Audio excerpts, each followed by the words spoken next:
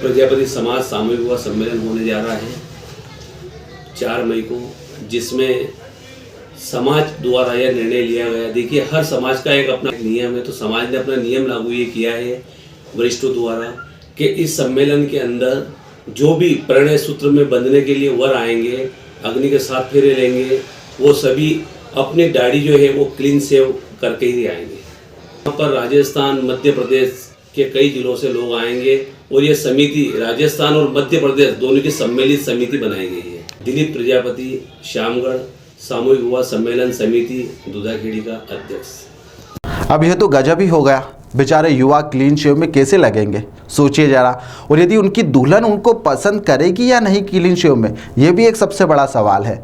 ऐसे में आदेश निकालने से पहले एक बार जितनी भी लड़कियों की शादी वहाँ पर हो रही थी, एक बार उनके मन को टटोल लेते, उनसे जान लेते कि साहब ऐसा करना हमारे लिए ठीक है या नहीं, आपके पति परमेश्वर इस रूप में आप देखना चाहेंगी या नहीं। लेकिन ऐसा कुछ भी नहीं हुआ और आदेश पारित कर दिया गया। फिलहाल इस खबर में इतना ही।